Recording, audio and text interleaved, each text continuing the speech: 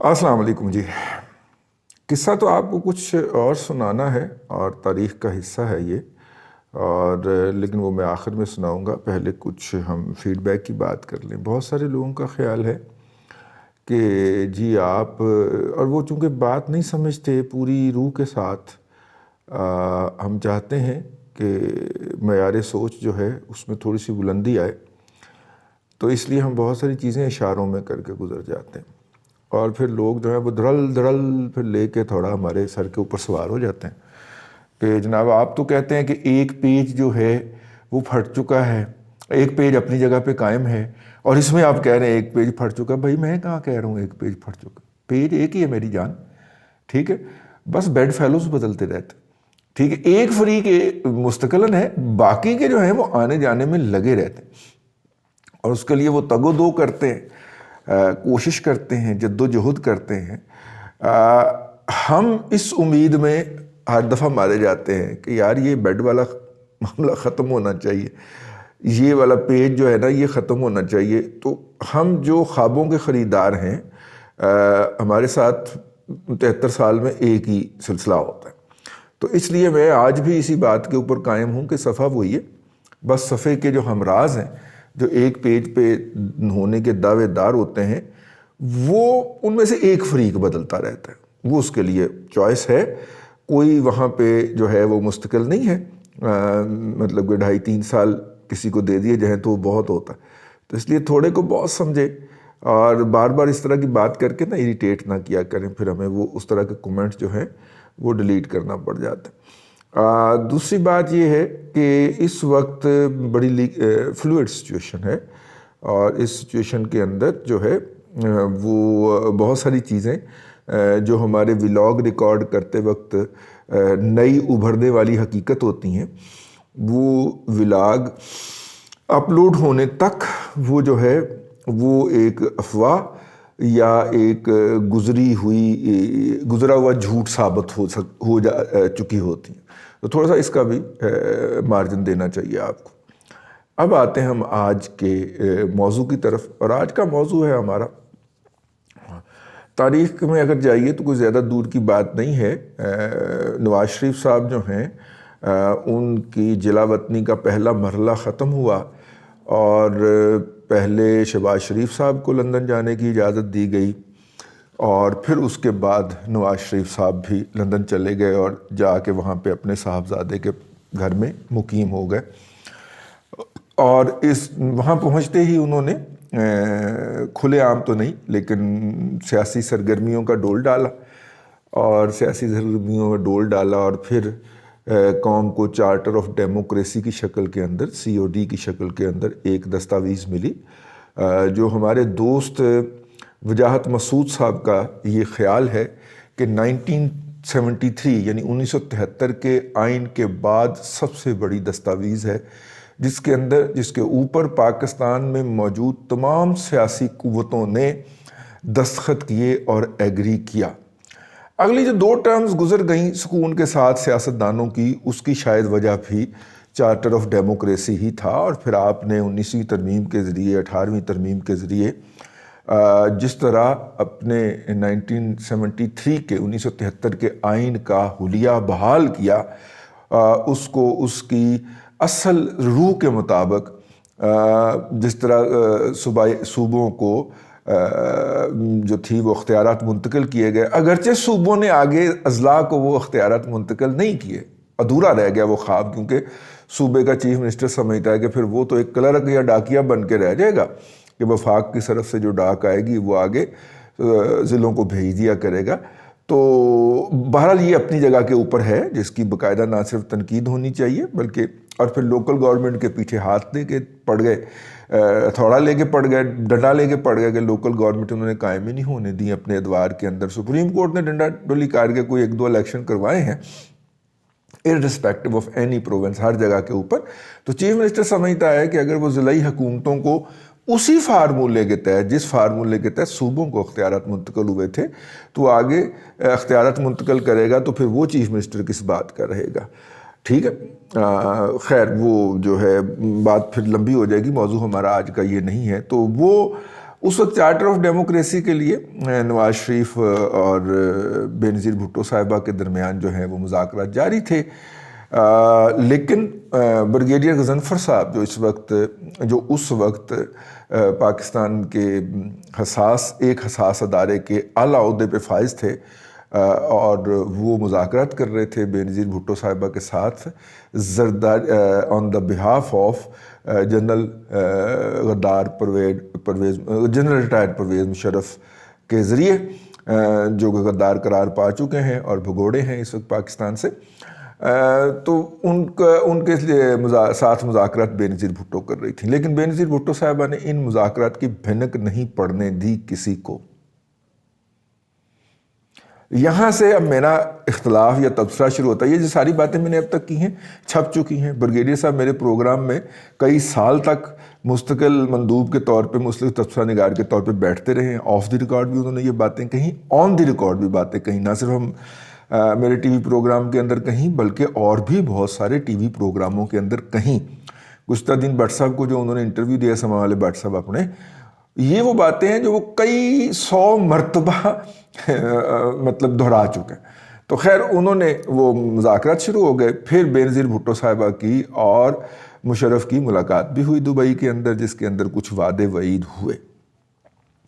اب مجھے چونکہ اس پوری ڈیولپمنٹ کا پتہ تھا، تو میں اپنے جو اس وقت ہمارے سینئر تھے جناب رفیق غوری صاحب، اللہ تعالیٰ کے پاس چلے گئے. تو میں نے ان سے پوچھا، میں نے کہا کہ یہ جو بات ہے یہ اس وقت ہو رہی ہے؟ انہوں نے کہا کہ ہاں ہو رہی ہے، مجھے بھی پتہ ہے. تو میں نے کہا یہ اگر آپ کو اور مجھے پتہ ہے تو جن کے ساتھ وہ چارٹر آف ڈیموکریسی کی بات کر رہی ہوں گی ان کو نہیں پتہ ہوگا؟ میں نے کہا ان کو بھی پتہ ہوگا. تو میں نے کہا کہ پھر وہ کس منہ سے ان کے ساتھ یہ مذاکرات کر رہے ہیں، یا وہ کس منہ سے ان کے ساتھ مذاکرات کر رہی ہیں؟ انہوں نے آنکھ دبا کے کہا، انہوں نے کہا آپ کو پتہ نہیں ہے، یہ بڑے عقل مند لوگ، ویسے انہوں نے کچھ فور کیا سی، لیکن انہوں نے کہا یہ دونوں بھائی جو ہیں یہ بڑے ہوشیار ہیں. ٹھیک ہے، یہ بنیادی طور پہ انہیں پتہ ہے کہ یہ بینظیر بھٹو صاحبہ ادھر مذاکرات کر رہی ہیں. پہلی بات تو یہ ہے کہ ہو سکتا ہے بینظیر بھٹو نے ان کو اعتماد میں لے لیا. ٹھیک ہے، پہلے ہی بتا دیا ہو کہ میں ادھر یہ مطلب ڈول ڈال رہی ہوں. ٹھیک ہے، تو ظاہر ساری بھی باتیں میڈیا کی کنزمپشن کے لیے تو نہیں ہوتی، تو اس لیے میڈیا کو بتانا کوئی ضروری نہیں ہے. اور ہو سکتا ہے انہوں نے یہ کر دیا ہو. اگر نہیں بھی کیا تو وہ دونوں بھائی بہت ہوشیار ہیں. وہ اس امید پہ ہیں کہ یہ آگے ہو نا، جب اس کی واپسی ہو جائے گی بینظیر بھٹو صاحبہ کی، تو پھر ہماری بھی واپسی کا رستہ کھل جائے گا، اور پھر وہ واپس آ جائیں گے. اور نہ صرف واپس آئیں گے بلکہ ان کے خلاف جتنے بھی مقدمات ہیں، عدالتوں نے جو ان کی غیر موجودگی کے اندر فیصلے دے رکھے ہیں وہ کر دیں گے. تو یوں جو تھا وہ میں نے کہا اچھا، ظاہر وہ سینئر تھے، ان کا سیاسی ایکومن مجھ سے بہت زیادہ تھا، اور میں یہ بات سن کے چپ ہو گیا. آج میں سوچتا ہوں کہ یہ جو پیپلز پارٹی کو کہہ رہی ہے پی ایم ایل این کہ آگے لگو، یا پیپلز پارٹی آگے سے فرنٹ سے لیڈ کرنا چاہ رہی ہے، ٹھیک ہے، یہ حقیقت میں پہلے بھی کہہ چکا ہوں، اپنی جگہ پہ بھی کہہ چکا ہوں کہ بھٹو سمیت آج تک پیپلز پارٹی کو سادہ اکثریت پاکستان کے انتخابات کے اندر نہیں ملی. بڑی معذرت چاہتا ہوں، بہت سے لوگوں کو تکلیف ہوگی، دکھ لگے گا، نیچے آگے گالیاں لکھیں گے، لیکن کبھی نہیں ملی سر. بھٹو صاحب کو بھی اکثریت نہیں ملی تھی. وہ تو پاکستان آدھا رہ گیا، تو جو آدھے پاکستان کے اندر وہ میجورٹی پارٹی تھے، لیکن اگر پورے پاکستان کی بات کریں تو بھٹو صاحب تو منورٹی پارٹی بھی نہیں تھے نا. دوسری پارٹی جو تھی اس کے پاس تو حتمی اکثریت تھی نا. تو خیر وہ یہ حقیقت اپنی جگہ کے اوپر. تو پیپلز پارٹی اس طرح کی ویلنگ ڈیلنگ جو ہے وہ کر دیا کرتی ہے. تو اور دوسری بات یہ ہے کہ جو اس وقت اتنا بڑا گند ہے، جو اکنامک ڈیزاسٹر ہے، اگرچہ وہ 2-4 اہم فیصلوں سے یہ ڈیزاسٹر جو ہے 2 سے 3 ماہ کے اندر ریورس کیا جا سکتا ہے، لیکن یہ حکومت جو ہے نہ وہ 2 سے 3 بڑے فیصلے لینے کو تیار ہے، اور نہ ہی جو ہے وہ مطلب 2 سے 3 بڑے فیصلے کیا لینے ہیں، 2-3 بندوں کو ادھر ادھر کرنا ہے اور باقیوں کو کہنا ہے کہ یار بندے کا پتر بن کے یہ فیصلے لے لے، بس اتنی سی بات ہے. یہ جو اکنامک ڈیزاسٹر ہے، یہ جو اکنامک میلٹ ڈاؤن ہے، یہ بالکل یو ٹرن مار سکتا ہے، ریورس ہو سکتا ہے. خیر وہ بینظیر بھٹو صاحبہ نے مذاکرات کیے، وہ مذاکرات کر کے ایک لمیٹڈ انہیں سپیس دی گئی کہ آپ اس طرح آئیں گی واپس، اور واپس آ کے الیکشن کانٹیسٹ نہیں کریں گی، آپ بس اپیرنس دیں گی اور ہمیں کریڈیبلٹی دیں گے کہ دیکھیں ہم تمام فریقین کو آنے کی اجازت دے رہے ہیں، ہم سے مراد ہم، ٹھیک ہے، ہم تمام فریقین کو اجازت دے رہے ہیں، اور تمام فریقین یہ دیکھیں نا جمہوریت.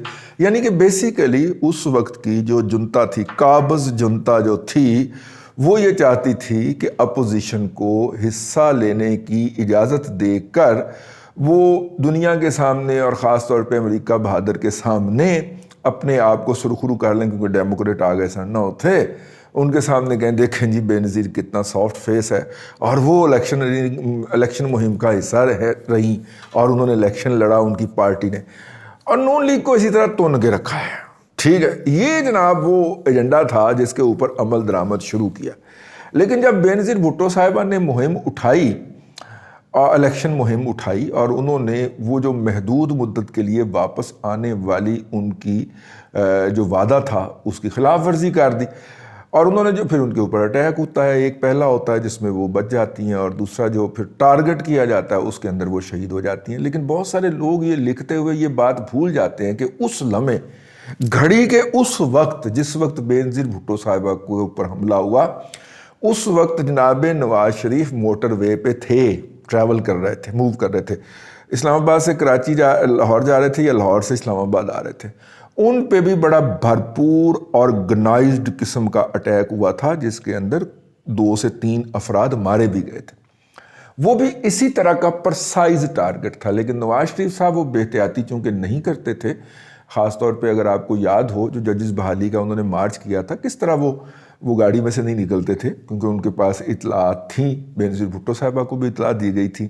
وہ تھوڑی سی بے احتیاطی کر گئیں اس مرحلے کے اوپر، کیونکہ اپنی پارٹی کو ریوائیو کرنے کے لیے انہیں آل آؤٹ جانا تھا پنجاب اور KPK کے اندر، اور وہ جو تھیں وہ یہ بے احتیاطی کر گئیں، اور وہ یوں اس کھیل سے باہر کر دی گئیں، بلکہ اس دنیا سے باہر کر دی گئیں.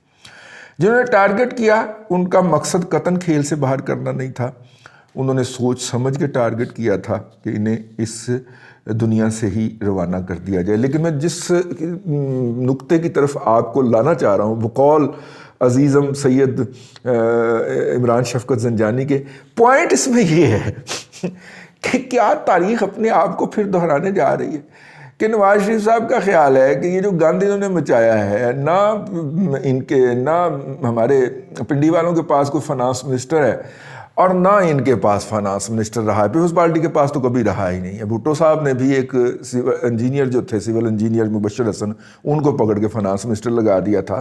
تو میرا مطلب ہے کبھی پیپلز پارٹی کو پنڈی والے دیتے ہیں وی اے جعفری کی شکل کے اندر، تو کبھی کسی شکل کے اندر، تو فنانس منسٹر تو رہا نہیں ہے. تو یہ خود ہی اپنے وزن کے نیچے پیپلز پارٹی جو ہے گرنے کا خطرہ ہے اگر یہ عمران خان کو کندھا دینے کی کوشش کرتی ہے. تو کیا پھر پیپلز پارٹی کو بلی دینی پڑے گی کسی نئے شہید کی شکل کے اندر؟ میری خواہش اور میری دعا ہے کہ ایسا نہ ہو، اور پیپلز پارٹی کی قیادت کو بھی ذرا تھوڑا سا دیکھ بھال کے پھونک پھانک کے چلنا چاہیے. ہم بھٹو کے قبرستان کے اندر کسی نئی قبر کا اضافہ یہ قوم افورڈ نہیں کر سکتی. بڑی مہربانی آپ کی، بہت شکریہ کہ ہم اس طرح کا کوئی ڈیزاسٹر افورڈ نہیں کرتے. میں as a Pakistani, as a Punjabi یہ بات کہہ رہا ہوں. ٹھیک ہے، بہرحال دیکھیے پیپلز پارٹی پھر آگے لگنے لگی جس طرح 2006-07 میں لگی تھی، اور پیپلز پارٹی جو ہے وہ پھر اس کا خیال ہے کہ وہ حکومت بنا لے گی. خورشید شاہ صاحب اس حکومت کا چہرہ ہوں گے. ٹھیک ہے، اگر ہوں گے تو اللہ تعالیٰ ان کو سلامت رکھے. اللہ تعالیٰ ان کو، اختلاف ہوتا رہتا ہے، ان پہ اختلاف بھی کریں گے، تنقید بھی کریں گے، لیکن اللہ تعالیٰ ان کو سلامت رکھے اور صحت دے. بس جی، یہ ایک چھوٹا سا میرے ذہن میں ایک نقطہ تھا، میں نے کہا آپ کی خدمت میں عرض کروں. خبریں آپ کو اپڈیٹس تو سارے ہی دے رہے ہیں، کوئی تاریخ بتانے والا بھی تو ہونا چاہیے. اللہ آپ کو آسانیاں عطا کرے اور آسانیاں خلق خدا میں تقسیم کرنے کی توفیق عطا کرے.